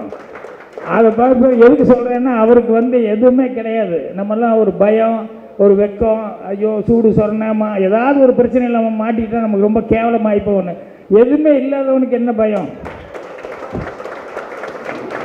ஸோ அதனால் நான் உள்ளே இறங்கும்போது எனக்கு இது ஒரு பெரிய காமெடியாக என்னென்னா, நான் சொல்லியே சொல்கிறேன் ஓப்பனாகவே, வி சேகர் என்கிட்ட இருந்தவன் தான், அசிஸ்டண்ட்டு தான். இன்றைக்கி நல்ல புத்திசாலி, நல்ல பேச்சாளர். அவன் வந்து முதலாக வந்து என் அசிஸ்டண்ட்டாக வந்தப்போ நான் வி சேகரை பார்த்து, யோ நீ நல்லா விவரமாக இருக்க, என்ன பண்ணிட்டுருக்க, என்னென்னா கவர்மெண்ட் வேலையில் இருக்கிறேன் அப்படின்னு சொல்லி சொன்னேன். அப்புறம் அந்த அசிஸ்டண்ட்டுக்கு வேலை இல்லை அப்படிங்கும்போது, வேலை இல்லாமல் இருக்கான், இல்லை நீ சினிமாவில் வர முடியும், உங்கள்கிட்ட திறமை இருக்குது, நீ வந்துடலாம் அப்படின்னு சொன்னேன். அதில் என்ன ஒரே ஒரு பிரச்சனை அவருக்கு அப்படின்னா, ஆல்ரெடி கல்யாணம் ஆகி குழந்தையெல்லாம் இருந்தது. ஸோ அதனால் பயப்பட்டார். ஏன்னா வந்தால் நான் வர முடியுமா, வராமல் போயிட்டால் பெரிய பிரச்சனை ஆகி போகுமே என்ன. நான் கேரண்டி கொடுக்குறேன், நீ வாடா அப்படின்னு சொல்லி வேலையை ரிசைன் பண்ணிவிட்டு அவங்க மாமனார்கிட்ட பேசி நான் வந்து வி சேகரவான்னு சொல்லி சொன்னேன். ஸோ அப்படி வந்த வி சேகர் வந்து தன்னுடைய திறமையை வந்து பல படங்களில் வந்து ப்ரூவ் பண்ணார். ஃபேமிலி படம் அப்படின்னாலே வந்து வி சேகர் அப்படிங்கிற அளவுக்கு அவ்வளோ சிறப்பாக படங்கள்லாம் செஞ்சார். அதுக்கப்புறம் இன்றைக்கி திருக்குறள் அது இதுன்னு சொல்லிட்டு நிறையா பேசுகிறதுக்கு அதுக்கு இதுக்கு போயிட்டுருக்காரு. அந்த எங்கிட்ட சேர்ந்த அந்த வி சேகர், சார் கொஞ்சம் யோசிங்க சார் அப்படின்னா, நான் பார்த்தேன் நீ எல்லாம் எதுக்கு திருக்குறள் போய் மீட்டிங் பேசுகிற அப்படின்னு கேட்டேன். இது நேற்று நடந்தது. இல்லை சார் என் ஓட்டு உங்களுக்கு போடுறேன், ஏ நீ ஒருத்தன் ஓட்டுக்காக நான் இல்லை, நியாயத்துக்கு நீ பேசி ஏதாவது பேசுறதுன்னா அதை விட்டு போட்டு சும்மா நீ வந்து என் ஓட்டு ஒருத்தன் எனக்கு மட்டும் ஓட்டு போடுறேன்னா அப்போ என்ன அணியில் இருக்கிறவங்களாம் யார்? அதனால் இது பேசும்போது எனக்கு ரொம்ப கஷ்டமாக இருந்தது. என்ன நீ போய் ஊர் பூரா திருக்குறள் பேசிட்டு எல்லாமே பேசிகிட்டு இருக்க, எல்லாமே பண்ணுற, அப்போ நீ பேசுகிறது ஒன்று நடக்கிறது ஒன்றா இருக்கக்கூடாதுல்ல, நீ கரெக்டாக தைரியமாக இருக்கணும்ல. என்னன்னா வி சேகருக்கு ஒரு பைண்டிங் செல்வமணிக்கிட்ட, என்ன பைண்டிங்னு தெரியல எனக்கு. ஒரு நட்பாக கூட இருக்கலாம், இல்லைன்னு நான் சொல்ல வரல, நல்லா பழகிருக்கலாம். அவருக்கு ஒரு இக்கட்டான சூழ்நிலையில் செல்வமணி வந்து ஒரு சப்போர்ட் பண்ணிக்கலாம், பேச்சு பேர் கொடுத்து இது பண்ணியிருக்கலாம். ஸோ அதெல்லாம் எல்லாம் ஓகே. ஆனால் எதுவாக இருந்தாலும் நியாயத்தை தாண்டி தான் எதுவுமே இருக்கணும், எந்த விஷயமா இருந்தாலும். நான் அதுதான் சொன்னேன் ஈசாகர்கிட்ட, இல்லைப்பா இது முடிவு பண்ணியாச்சு, இப்போ வந்து நீ சொல்கிறது நான் சொல்கிறது அப்படிங்கிறதெல்லாம் கிடையாது அப்படின்னு சொல்லிட்டு நேற்று சொல்லிட்டு வந்தேன். அதனால் வந்து நான் நிறைய விஷயங்கள் சொல்கிறதுக்கான சூழல் அது வந்து இந்த தேர்தல் விதிமுறையில் வந்து எனக்கு இடம் கொடுக்கல. இருந்தாலும் வந்து சில விஷயங்கள் வந்து இப்போ பாருங்கள், ஜெகனே துணிஞ்சு என்னோட இது போனாலும் பரவாயில்ல நான் சொல்கிறேன்னு சொல்லும்போது அப்புறம் தலைவர் நான் துணிஞ்சு சொல்லாம எப்படி. அதனால் நான் வந்து இந்த சர்க்கார் படத்துக்கு வர்றேன், அந்த மேட்டருக்கு வரணும். என்னென்னா அதை நான் சொல்லாமல் இருக்க முடியாது. ஏன்னா அந்த நேரத்தில் வந்து எனக்கு வந்து படித்தேன், அந்த ராஜேந்தர் யாருன்னே தெரியாது, முகம் எனக்கு பழக்கம் இல்லை, அவர் முன்ன பின்ன எதுவுமே இல்லை. என்கிட்ட கொண்டு வந்து கம்ப்ளைண்ட் கொடுத்தோன்னே சரி கதை சுருக்கம் கொண்டு வா அப்படின்னு சொன்னேன். அதுக்கப்புறம் வாங்கினேன், படித்தேன். அதுக்கப்புறம் அவர்கிட்டையும் கதை சுருக்கம் வாங்கினேன். அப்புறம் ரெண்டும் ஒரே மாதிரி தான் இருக்குது. அப்புறம் இவர் முதலே பதிவு பண்ணியிருக்காரு அப்படின்னு சொன்னேன். முதல் கீரல் எங்கே ஸ்டார்ட் ஆச்சுங்கிறதுக்கு சொல்ல வர்றேன். இங்கே இருக்கவங்க நிறைய பேர் இருக்காங்க, ரைட்டர்ஸ் யூனியனில் வந்து மெம்பர்ஸ் ஆகிறவங்க நிறைய பேர் இருக்காங்க. அப்போ நான் கதையை படிச்சுட்டு என் அபிப்பிராயப்படி மட்டும் போகக்கூடாது, அதில் ஒரு 12 பேர் இருக்காங்கன்னா அந்த 12 பேருக்குடைய அபிப்பிராயம் கேட்டு தான் நான் முடிவு பண்ண முடியும், மெஜாரிட்டிக்கு தான் வரணும் ஒழிய நான் மட்டும் தனியாக வந்து நான் கதை என்ன தான் கெட்டிக்காரத்தனம் இருந்தாலும் இது ஒரு சங்கம்னு வந்தாச்சு, ஒரு குழு 12 பேர் இருக்காங்கன்னா எல்லாத்தையும் கேட்டு தான் பண்ணணும் அப்படின்னு சொல்லிட்டு ஒவ்வொருத்தையும் வந்து நீட்டும்போது அவங்க அபிப்பிராயத்தை சொன்னாங்க. அப்போ முதல் விரிசல் எனக்கும் செல்வமணிக்கு என்ன வந்தேன்னா, சார் இது அந்த கதை வேறு இந்த கதை வேறு சார், ரெண்டுக்கும் வித்தியாசம் இருக்குது அப்படின்னாரு. நான் உடனே பேப்பரை அப்படி தட்டி விட்டேன். ஏன் தட்டி விட்டேன்னா, நான் முருகதாஸையே வீட்டுக்கு கூப்பிட்டு வச்சு முருகதாஸ் ரெண்டும் கதை ஒன்று, இதை வெளியெல்லாம் போச்சுன்னா ரொம்ப அசிங்கமாகி போகும், வேண்டாம், ஏதோ ஒரு விதத்தில் வந்துருச்சு அப்படிங்கும்போது சைலண்ட்டாக முடிச்சுக்குவோம் அப்படின்னு சொல்லிட்டு எல்லாத்தையும் விவாதம் பண்ணி எல்லாமே பண்ணியாச்சு. ஆனால் அதற்கப்புறமும் வந்து செல்வமணி வந்து இல்லை இல்லை இது வேறு அது வேறுன்னு. அப்போ கூட நான் என்ன நினச்சிட்டேன், சரி கருத்து யாருக்கு வேணாலும் வேறுபாடு இருக்கலாம், எனக்கு ஒரு கருத்தாக இருக்கலாம் அவருக்கு ஒரு கருத்தாக இருக்கலாம், அது பெருசாக எடுத்துக்க வேண்டாம் அப்படின்னு. அதுக்கு அடுத்ததாக வந்து அவருக்குன்னு சில ஆட்கள் இருப்பாங்கல்ல. இப்போ நான் இந்த கதை அந்த கதை ஒன்றுங்கும் போது நிறைய பேர் பாலசாஹிப் நிறைய பேர் ஆமாம் எனக்கும் இந்த கதையும் அந்த கதையும் ஒன்று தான் அப்படின்னு சொல்லி இவன் கையெழுத்து போட்டாங்க. ஆனால் செல்வமணிக்குன்னு சில பேர் கையெழுத்து போடணும் இல்லையா, அப்படி ஒரு 3-4 பேர் வந்து இல்லை இது வேறு அது வேறு அப்படிங்கிற மாதிரி ஒரு 4 பேர் வந்து அவங்க வந்து சொல்லிட்டு இருந்தாங்க. அப்புறம் மெஜாரிட்டி இப்போ நம்ம பக்கம் இருக்குது, எல்லாருமே 2 கதையும் ஒன்று தான் அப்படின்னு சொல்லும்போது தான் நான் வந்து அவர் கோர்ட்டுக்கு போகிற வரைக்கும் அவருக்கு வந்து சரின்னு சொல்லி லெட்டர் கொடுத்தேன். லெட்டர் கொடுத்து காரசாரமாக நடந்துட்டுருக்கு. அப்போ வந்து பேட்டி கொடுக்கும்போது முருகதாஸ் வந்து அது வரைக்கும் வந்து கதை வேறு அது வேறு, சார் வந்து என் மேலே கோவத்தை ஏதோ இப்படி பண்ணிட்டுருக்காரு அப்படி பண்ணிட்டுருக்காருன்னு. திடீர்னு ஒரு நாள் என்னன்னா, பாகியராஜ் சார் தப்பு பண்ணிட்டாரு என்ன அப்படின்னா, மெஜாரிட்டியாக இருந்து எல்லோரும் மெஜாரிட்டியாக கையெழுத்து போட்டு கொடுத்தால்தான் அவர் வந்து லெட்டர் போட்டு கொடுக்கணும், மெஜாரிட்டியாக இல்லாமல் மைனாரிட்டி ஆட்களை வச்சுக்கிட்டு அவர் கையெழுத்து போட்டு கொடுத்துட்டாரு அப்படிங்கிற மாதிரி சொல்லி பேட்டி கொடுத்துட்டாப்புல. உடனே இதே மாதிரி அத்தனை தொலைக்காட்சி நண்பர்களை வந்து சார் முருகதாஸ் இப்படி சொல்கிறாரு, இந்த மாதிரி வந்து உங்களுக்கு மைனாரிட்டி தான், நாம 4 பேர் 5 பேரை தான் உங்கள் பக்கம் இருந்தவங்க, அவங்க வந்து 7 பேரை 8 பேரை வந்து அந்த சைடு 2 கதையும் வெவ்வேறுன்னு சொல்லிட்டாங்களாமே, நீங்கள் எப்படி மைனாரிட்டியாக இருந்துட்டு இப்படி பண்ணீங்க அப்படின்னாரு. அப்போ நான் சொன்னேன் அந்த பத்திரிக்காரர்கிட்ட, ஒன்றும் பிரச்சனை இல்லை, இப்போவே முருகதாஸ் வந்து சாயங்காலத்துக்குள்ளே நான் வந்து மெஜாரிட்டியோடு தான் இதை ஓகே பண்ணேன் அப்படிங்கிறது நான் ப்ரூவ் பண்ணிட்டேன் அப்படின்னு சொன்னோம்னா ராஜேந்திரன் பேரை போட்டுட்டு அவருக்கு என்ன உண்டோ அந்த அமௌண்ட்டு கொடுத்துக்கு ரெடியாக இருக்காரா, போய் கேளுங்க, சாயங்காலம் வச்சுக்கோங்க, இப்போ என்னோட பேட்டியே வேண்டாம், இதை முதல்ல கேளுங்க அப்படின்னா. உடனே அவங்க ஃபோன் அடித்து சாரை கேட்க சொன்னீங்க, சார் சாயங்காலத்துக்குமே ப்ரூவ் பண்ணுறேன்னு சொல்லி சொல்கிறாரு, இப்போ என்ன பண்ணலாம் அப்படின்னு. உடனே முருகதாஸ் வந்து இந்த செல்வமணி கோஷ்டிக்கு ஃபோன் பண்ணி, ஏப்பா நீங்கள் சொன்ன நான் பாட்டு டிவிக்காரங்கிட்டெல்லாம் சொல்லிட்டேன், மெஜாரிட்டி இல்லை மைனாரிட்டி தானே, அவர் மெஜாரிட்டி ப்ரூவ் பண்ணுறேன்னு சொல்கிறாரு, என்னையா அப்படின்னு சொல்லிட்டு அவர் இவங்களை எதிரணுன்னு இவங்க உடனே சொன்னாங்க, இல்லை இல்லை முதல்ல மினிட் புக் பிரகாரம் வந்து மெஜாரிட்டி இருந்தது, இப்போ நாங்கள் கொஞ்சம் மாற்றி கையெழுத்து மாற்றிட்டோம். மினிட் புக்கில் வந்து அவங்க முதல்ல சொன்ன அபிப்பிராயத்தை எனக்கு தெரியாமல் மாற்றி அதை மைனாரிட்டி வர்ற மாதிரி கையெழுத்து பண்ணுறது இது ஃபோர்ஜரின்னு சொல்லுவாங்க. கரெக்டாக இந்த வேலையை பண்ணிட்டாங்க. பண்ணிவிட்டு எனக்கு புக்கு பிரகாரம் மைனாரிட்டி தான், அது வந்து மெஜாரிட்டி கிடையாது புக்கு பிரகாரம் அப்படிங்கும்போது, அப்போ எவனோ ஒருத்தர் கேள்வி எழுதிட்டு இருப்பான். என்ன கேள்வி கேட்டான்னா, எப்போ அன்னைக்கு கூட்டம் நடந்ததில்ல, அந்த மினிட் புக்கை எதை வச்சு எழுதுனீங்க, எதை பார்த்து எழுதுனீங்க? இல்லை சார் அந்த கூட்டம் நடக்கும்போது ஒரு டேப் பண்ணுவோம் எல்லாத்தையுமே என்ன நடந்ததுன்னு, ஸோ அந்த டேப்பை வச்சுக்கிட்டு அதில் இருக்கிறதான் போட்டு எழுதியிருப்போம் அப்படின்னா. அப்போ முருகதாஸ் வந்து கேட்டிருக்காப்புல, சார் இவ்வளவு தைரியமாக சொல்கிறாரு நான் ப்ரூவ் பண்ணேன்னு சொல்லி, நீங்கள் வந்து மைனாரிட்டி அதுன்னு சொல்லிட்டு மெஜாரிட்டி கிடையாதுங்கிறீங்க, அந்த டேப் வச்சு தானே எழுதியிருப்பாங்க, அந்த டேப் எங்கே அப்படின்னு கேட்டான். உடனே அவசரமாக ஓடி வந்து அந்த டேப்பை தேடினாங்க, ஏன்னா அதில் இருக்குமில்ல, ஸோ அதை எரைஸ் பண்ணிடணும் அப்படின்னு சொல்லிட்டு டேப்பை தேடினாங்க. அப்போ மேனேஜர் இல்லைங்க, இது முடிஞ்ச அன்னைக்கு டேப்பு பாக்யராஜ் சார் எடுத்துகிட்டு போயிட்டாரு.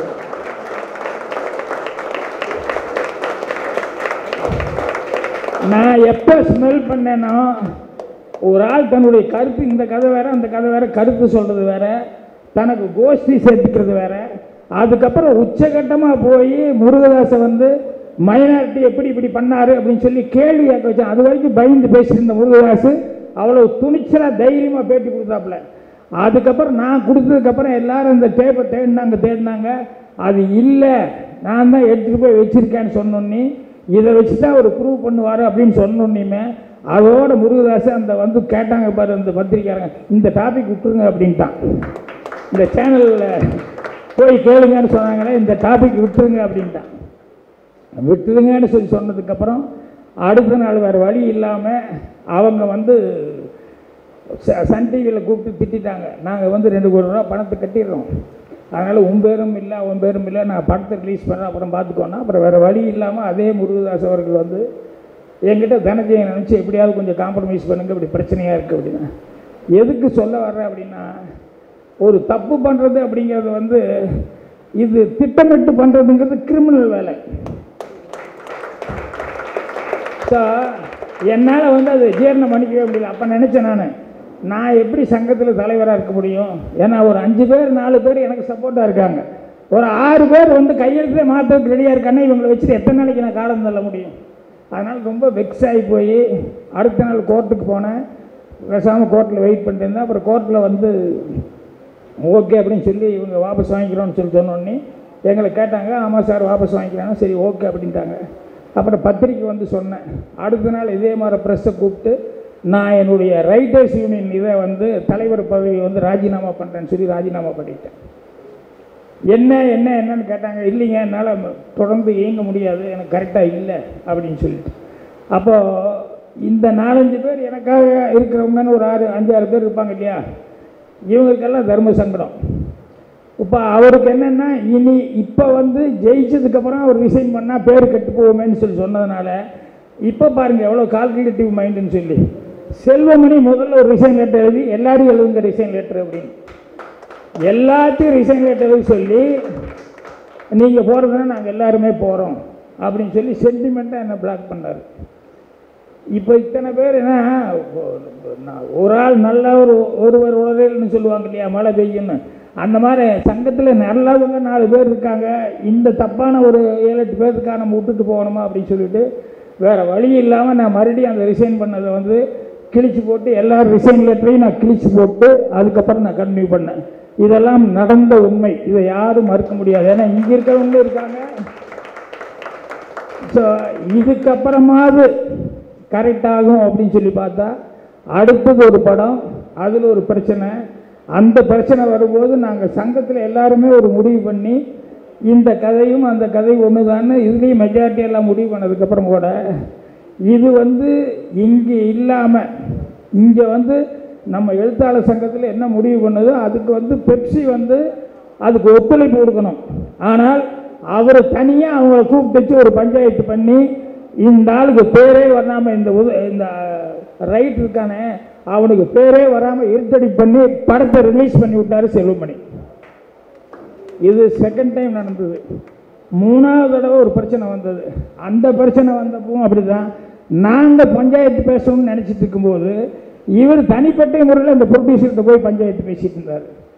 ஸோ இதெல்லாம் தான், இந்த கசப்பான உணர்ச்சிகள் எல்லாம் தான் எனக்கு இல்லை, நம்ம இங்கே இப்படி இருந்துட்டு இருக்கிற வரைக்கும் இது கொஞ்சம் கஷ்டம் அப்படின்னு நினைக்கிற சூழலில் தான் இந்த இயக்குனர் சங்கத்தில் இதில் நம்ம கொஞ்சம் ஸ்ட்ராங்காக நம்ம ஹோல்டு பண்ணோம்னா தான் இனிமேல் ரைட்டர்ஸுக்கோ எல்லாத்துக்கும் என்னென்ன செய்ய முடியுமோ நல்லது செய்ய முடியும்.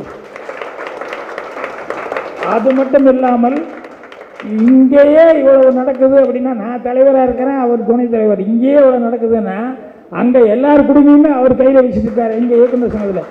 அப்போ இங்கே என்ன நடக்காது? ஸோ இங்கே எவ்வளோ தப்பு நடக்க வாய்ப்பு இருக்குது. அதனால தான் இது எல்லாத்தையும் கரெக்ட் பண்ணணும் அப்படிங்கிறதுனால சரி அப்படின்னு சொல்லிட்டு நான் இயக்குனர் சங்கத்து தேர்தலில் இது பண்ணேன். அதே மாதிரி போட்டி போட்டும்போது சொன்னேன், சார் அவர் ஸ்ட்ராங்காக ஃபவுண்டேஷன் பண்ணி வச்சுருக்காரு அப்படின்னு. என்ன ஃபவுண்டேஷன் வச்சாலும் உனக்கு ஒன்று இப்போ தெரிஞ்சிருக்கும், உன்னை அசைக்க முடியும் அப்படிங்கிறது அந்த டீம். ஸோ இது வரைக்கும் உன் பக்கத்தில் யாருமே வர முடியாமல் ஒரு கோட்டையாக இருந்தது. ஆனால் இப்போ இத்தனை பேர் பண்ற அளவுக்கு வந்துருச்சு. இப்போ நீ என்னென்னவோ பண்ணிட்டு இருக்கிற, ஏதோ முயற்சிகள் நடந்துருக்கு. இந்த தண்ணீர் அடிச்சுட்டு போகும்போது புல்லு பூண்டு எது கிடைச்சாலும் குடிக்கணும்னு நினைப்போம். அது நம்மளை காப்பாற்றாது தெரியும். ஆனால் நமக்கு அந்த பயத்தில் புல்லு பூண்டு என்ன கிடைக்கிறாலும் செல்வமணி உண்மையிலே இன்னைக்கு அந்த சூழ்நிலை தான் இருந்துருக்காரு. அதனால தான் ஒன்றும் இல்லாமல் ஒரு ரங்கநாதன். நான் போன மாதம் 17ஆம் தேதி ஒரு மேட்ரு சொன்னேன் அப்படின்னா, திடீர்னு ஒரு மாதம் கழித்து முந்தானேது லெட்டர் அனுப்புகிறார். என்னன்னா, இல்லை எல்லாரும் என்னை கட்டாயப்படுத்துகிறாங்க, எல்லாரும் என்னை நிர்பந்தப்படுத்துகிறாங்க, வேறு வழி இல்லாமல் அவனே ஒத்துக்கிட்டா எல்லாரும் நிர்பந்தப்படுத்துகிறாங்க அப்படின்னு சொல்லிட்டு. ஸோ அதான் நான் அவனுக்கு இப்போ லெட்டர் எழுதி அனுப்பிச்சேன், எல்லோரும் சிரிப்பாங்கடா அப்படின்னு சொல்லிட்டு. அதே மாதிரி இப்போ உண்மைக்கு ஒத்திகை தேவையில்லை. எப்போ வேணாலும் பேசும்போது யோசிச்சே பேச வேண்டியதில்லை, கடன்னு பேசிக்கிட்டே இருக்கலாம். இப்போ செல்வமணி கொடுத்து வச்சுருக்காரு என்னென்னா, இந்த கம்ப்ளைண்ட்டு என்னை பற்றி இப்படி கம்ப்ளைண்ட் கொடுத்துட்டாரு, அந்த கம்ப்ளைண்ட் கொடுத்துட்டாரு அப்படின்னு சொல்லிட்டு. அப்புறம் சொல்கிறாரு, இது என்ன யார் வீட்டு அப்பன்னு சொல்லிட்டு நான் தூக்கி கொடுத்துருவேன்னு சொல்லுவேண்ணா அப்படியெல்லாம் சொல்லி சும்மாவாது பிழையாக சொல்லிட்டு இருக்காரு, அது சொல்லிட்டு இருக்காரு அப்படின்னா. என் ஆஃபீஸுக்கு பேசுனது ஏதோ நம்ம அணியில் இருக்கிற சிபி இருக்கார், இவர் வெங்கட் பிரபு, அதுக்கப்புறம் யாருங்க எலி, இத்தனை பேர் பேசினாங்க. இப்படி பேசும்போது அன்னைக்கு சங்கத்தில் ரத்து அப்படின்னு சொல்லி சொன்னோன்னே இவங்கெல்லாம் கோவப்பட்டாங்க. என்னென்னா, இப்போ விட்டோம்னா பழைய நிர்வாகிகளே உட்காந்துக்கிட்டு தேர்தல் வர்றதுக்குள்ளே ஏதாவது தில்லுமுள்ளு பண்ணி நம்மளை தோக்கடிக்கிறதுக்கு ஏதாவது ஏற்பாடு பண்ணுவாங்க, அதனால் வேண்டாம் நம்ம போய் உள்ளே நிற்போம், அவங்க திற கொடுக்கூடாது அப்படி இப்படின்னு சொல்லிட்டு எல்லாம் கோவப்பட்டாங்க. அப்போ நான் பொதுவாக சொன்னேன், என்னென்னா இல்லைப்பா நம்ம போய் சட்டையை பிடிச்சிக்கிட்டு பேசுகிறது சண்டை போடுறதுங்கிறது சரியாக வராது. அதனால் அங்கே ஒரு 2 பேர் இங்கே ஒரு 2 பேர் நடுவில் எஸ்பி முத்துராமன் சார் வாசி இவங்களை யாராவது 4 வச்சுட்டோம்னா கமிஷன்கிட்ட போய் சார் இப்படி எங்களுக்குள்ள பிரச்சனை இல்லாமல் இருக்கணும் அப்படின்னு சொன்னோம்னா நீங்கள் பாதுகாப்புக்கு ஒரு 2 பேர் அனுப்பிச்சி விட்டீங்கன்னா இந்த 6 பேர் பாதுகாப்பாக எல்லாத்துக்கும் தெரிஞ்சு இது எல்லாமே நடக்கிற மாதிரி இருந்தால் எந்த சண்டை சச்சரவும் வராது, அதனால் நீங்கள் எங்களுக்கு பாதுகாப்பு கொடுக்கணும், யாராவது 2 பேர் தனிச்சு அவ்வளோதான் அப்படின்னு சொல்லிட்டு இதுக்கு தான் நான் கமிஷன்கிட்ட போகிறேன்னு சொன்னேன். இப்போ உடனே எழில் வந்தாப்புல, அதுக்கு முன்னால் இவங்கெல்லாம் நான் பஞ்சாயத்து பேச வந்தாங்க, அப்புறம் எதோ பேசினாங்க, அப்புறம் அது சரியாக வரல. அப்போ எழில் கமிஷன்கிட்ட போகிறீங்கன்னு சொன்னோன்னே உடனே சொன்னார், சார் செல்வமணி அவர் மேலே ஒரு 4-5 குற்றச்சாட்டு இருக்கான், அதை நான் கிளியர் பண்ணிவிட்டு ஒரு 4-5 நாளில் சங்கத்தையே அவர்கிட்ட ஒப்படைச்சிடறேன் நான் அவருக்கு வேண்டப்பட்ட ஆட்களே அணி ஃபார்ம் பண்ணிக்கிட்டோம், என்னோட இந்த அணியிலேருந்து கூட ஆள் எடுக்கணுங்கிற அவசியம் இல்லை அப்படின்னு சொல்லி எழுதிக்கிட்டு சொல்லி எதுக்கு கமிஷனர்கிட்டெல்லாம் போகணும் அப்படின்னு சொல்லி கேட்டு அதெல்லாம் வேண்டான்னு சொல்லி சொல்லுங்கள், நான் 4-5 நாளில் கண்டிப்பாக அவர்கிட்ட கொண்டு ஒப்படைச்சிட்றேன். அவரே வந்து அதுக்கப்புறம் ஃபார்ம் பண்ண நான் சொன்னேன், அணி அப்படியெல்லாம் ஃபார்ம் பண்ணிட முடியாது, ஒரு 4-5 நாள் தான் நீங்கள் டைம் கேட்குறேன், 4-5 நாள் நான் கொடுக்குறேன் அப்படின்னு சொல்லிட்டு நான் கமிஷனர்கிட்ட போகலை அப்படின்னு சொன்னேன். உடனே சிபிஐ கூப்பிட்டு சொன்னேன், சிபி இந்த மாதிரி எழில் வந்து கேட்டார், நான் கமிஷனர்கிட்ட ஃபோன் பண்ணி சாரி சொல்லிக்கிறேன், நான் வர்றேன்னு சொல்லி சொன்னேன், வர முடியல சார், எங்களுக்குள்ளேயே பேச்சுவார்த்தை முடிச்சுக்கிறோம் அப்படின்னு சொல்லி இவருக்கு சொன்னேன். அப்புறம் அவரும் அப்படியா சார் அப்படின்னா, அப்புறம் இந்த யூனிட் இருக்கிறவங்க எல்லாத்தையுமே எதையுமே அவங்ககிட்ட போகாதீங்க, அவங்க பிரச்சனை நுழையாதீங்க அப்படின்னு சொல்லி சொன்னேன். ஆனால் அவங்க வந்து தொடர்ந்து அடுத்த எலெக்ஷன் வர்றதுக்கு உண்டான என்னென்ன வேலைகள் செய்யணுமோ ஓட்டு கேட்கறதுலேருந்து பாக்கி எல்லா வேலைகளையும் செய்ய ஆரம்பிச்சோன்னே இவங்கெல்லாம் என்கிட்ட கேள்வி கேட்டப்போ என்னால் பதில் சொல்ல முடியல. வேறு வழி இல்லாமல் தான் நான் வந்து தேர்தல் கமிஷனில் போய் இன்னும் சார் இப்படி சொன்னாங்க, இப்படியெல்லாம் நடந்தது, ஆனால் இப்படி வந்து இப்போ தேர்தல் வேலைகள் அவங்க பண்ணிகிட்டு இருக்காங்க அப்படின்னா செல்வமணி எவ்வளவு பாருங்கள். போன தடவை எலெக்ஷன் நிற்கிறதுக்கு 2 நாளைக்கு முன்னாலேயே அவர் எல்லா வேலையும் ஸ்டாப் பண்ணிட்டார். யாரும் ஃபோன் பண்ணுறதெல்லாம் வரணுங்கிறதில்ல, யாரும் வேலை பார்க்க வரணுங்கிறதில்லை அப்படின்னு சொல்லி இந்த சேரெல்லாம் தூக்கிட்டு போங்க, எதுக்குமே வேண்டியதில்லை அப்படின்ட்டாங்க. இந்த எங்களுக்கு சேர் போட்டாங்கள ஒரு அவர் வந்து நாங்கள் சேர் எடுத்துக்கிறோம். ஏன் சேர் எடுத்துக்கிறீங்க நீங்கள்? என்ன தேர்தல் இல்லையே, அதனால் அவங்கெல்லாம் சேரை எடுத்துக்கிட்டாங்க, அதனால் நீங்கள் மட்டும் சேரை போட்டு பண்ணி உங்களுக்கு சேரை கொடுங்க. என்ன ஏய் அவங்க வேண்டான்னு சொல்கிறாங்கன்னா அது அவங்க சொல்கிறாங்க, நாங்கள் வந்து உட்காந்துருக்குறோம், உனக்கு காசு தானே வேணும், நீ பேசாமல் இரு. இல்லை இல்லை அவங்க இல்லைன்னு சொல்லி தீர்மானமாக சொல்கிறாங்க. அப்புறம் இங்கேருந்து போய் தேர்தல் அதிகாரத்தை கேட்டோம், எனதுங்க இல்லைன்னு சொல்லி சொல்கிறாங்கண்ணா, எனக்கு எந்த தகவலும் வரலீங்க அப்படின்னா. சரி பரவாயில்ல, நம்ம வேலை பார்த்துருப்போம். அந்த 2 நாள் நாங்கள் வேலை பார்த்துருந்தோம். 3ஆவது நாள் தேர்தல் அதிகாரி சொல்கிறார், சார் ஆமாம் உண்மையிலே ரத்தாகி அது தள்ளி ஒத்தி வைக்க சொல்லிட்டாங்க, ஏன்னா இந்த கொரோனா காரணமான.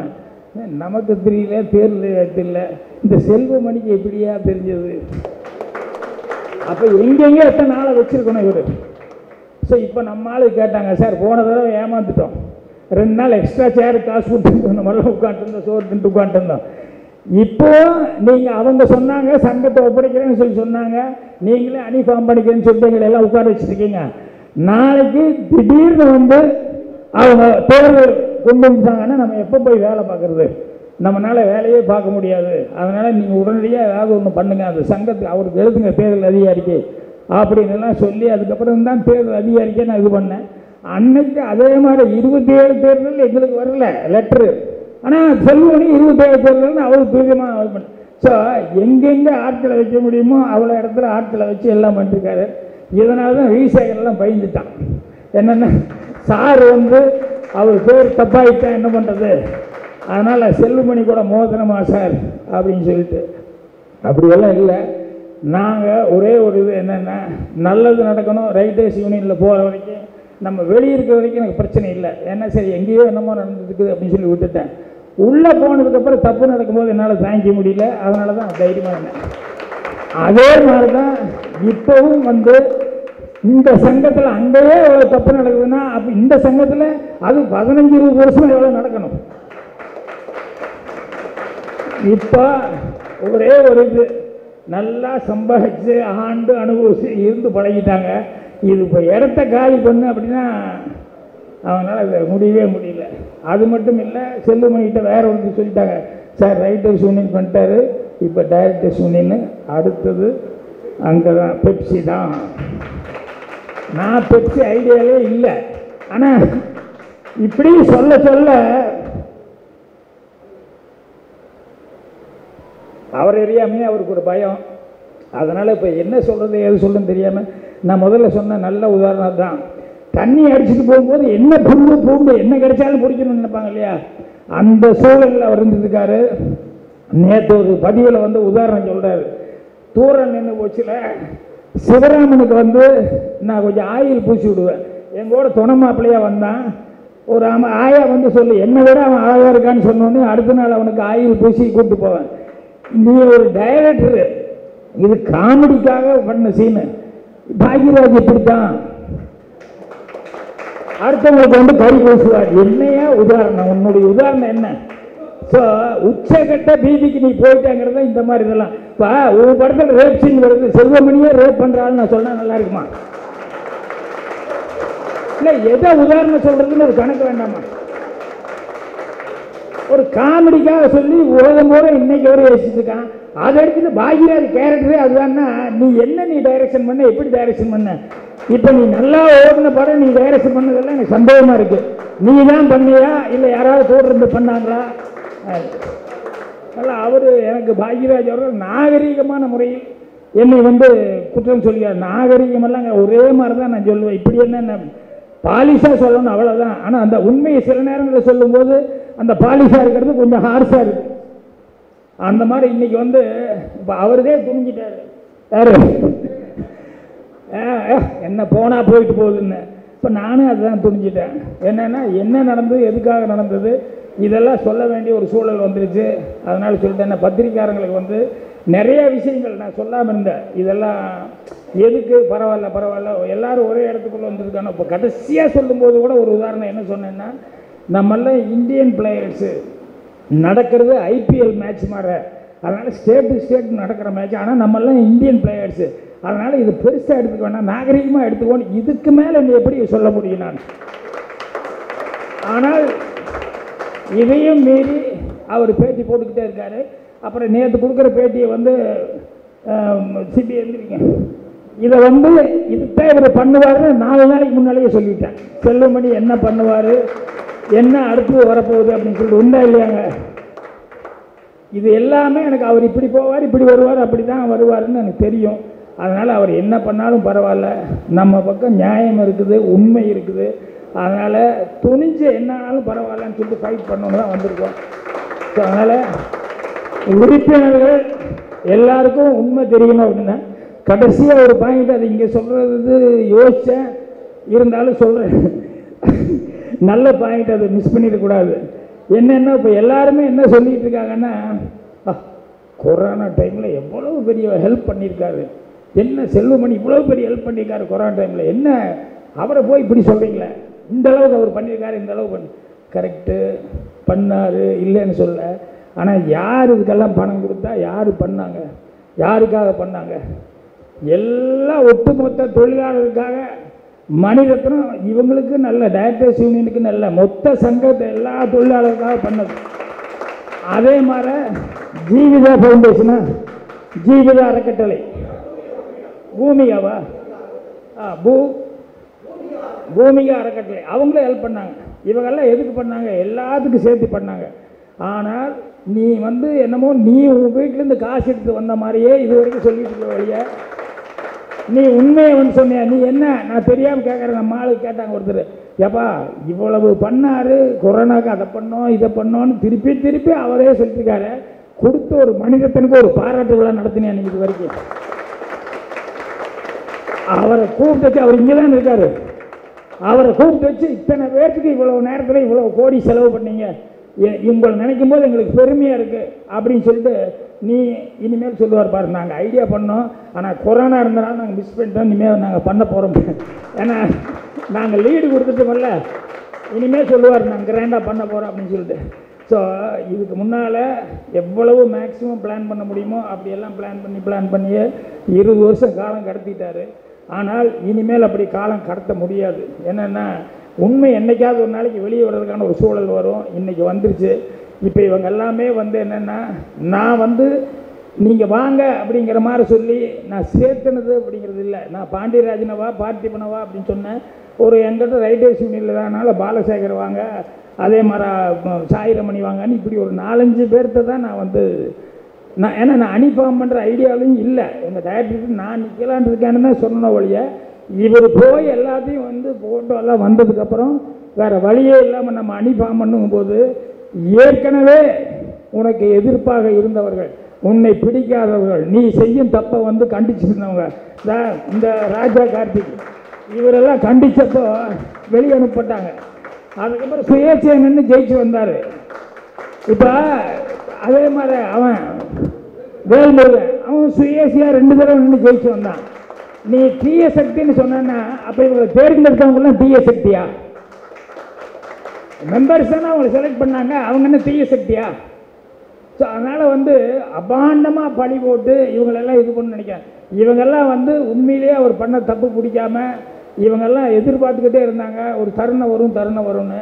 ஸோ நான் கரெக்டாக வந்ததுன்னே அவங்களுக்கு அது ஹெல்ப்பாக இருக்குன்றதுனால என் பின்னால் வந்திருக்காங்க. அவ்வளோதான் ஒழிய இவங்கெல்லாம் ஏற்கனவே போராடிட்டு இருந்த போராளிகள், இவங்க எல்லாருமே நல்லதுக்காக போராடிட்டு இருந்த போராளிகள், அவங்க என் பின்னால் வந்திருக்காங்க. அவ்வளோதானே ஒழிய மற்றபடி நான் எந்த அணியும் சேர்த்துல. அதனால் இவங்ககிட்ட உண்மை இருக்குது, நியாயம் இருக்குது, அந்த போர் குணம் இருக்குது. தப்பு பண்ணவனா நம்ம கண்டிப்பாக கண்டிச்சே ஆகணும், தண்டிச்சே ஆகணும்னு சொல்லிட்டு. அதனால் ஓட்டு இப்போ எல்லாத்துக்கும் உறுப்பினர் எல்லாத்துக்கும் தெரியும் போது இதில் ஒரு மாற்றத்தை கொண்டு வரட்டும் அப்படின்னு சொல்லுவாங்க. அதுக்கு ஒரு பதில் போடுறாங்க பாரு, என்னென்னு மாற்றம்னு எல்லாம் எதிர்பார்க்குறீங்க. சில நேரங்களில் மாற்றம் ஏமாற்றமாக கூட போயிடும். அதுக்கு ஒரு சென்று இதான் நான் சொன்னேன். இந்த அந்த சிவராமனுக்கு மூஞ்சியில் இது பூசணுன்னு பாக்யராஜ் எப்பவுமே இப்படி பூசுகிற ஆள் அப்படின்னா, அப்போ இதுக்கு நான் என்ன ரேப் இன்சிடென்ட் தான் சொல்ல முடியும், வேறு என்ன சொல்ல முடியும்? அதனால் இவ்வளோ தூரம் அமைதி காத்து உட்காந்துட்டு இருந்த பத்திரிகையாளர் நண்பர்கள் எல்லாத்துக்கும் என்னுடைய, நான் நிறைய பேசக்கூடாதுன்னு நினச்சேன். ஆனால் இது விட்டால் வேறு சான்ஸ் இல்லை. ஏன்னா மறுபடியும் சான்ஸ் கிடைக்குமான்னு தெரியல. ஏன்னா இந்நேரம் தேர்தல் அதிகாரிகிட்ட போயிருந்துன்னு வைங்க, அவர் என் விதியை மீறிட்டேன், ஒன்று பாக்யராஜ் கேன்சல் இல்லைன்னா தேர்தல் கேன்சல் அப்படின்னு சொல்லுவாங்கன்னு சொல்கிறது. ஆனால் உண்மை என்றைக்கு இருந்தாலும் உங்களுக்கு தெரியணுமல்ல. அதனால் இன்றைக்கி ஓப்பனாகவே எல்லாத்தையும் சொல்லிட்டேன். அதனால் கண்டிப்பாக ஓட்டு எலெக்ஷன் நடக்குது அப்படின்னு சொன்னோம்னா நிச்சயமாக இமயமணி தான் வெற்றி வரப்போகுது. அதில் எந்த விதமான சந்தேகம் இல்லை.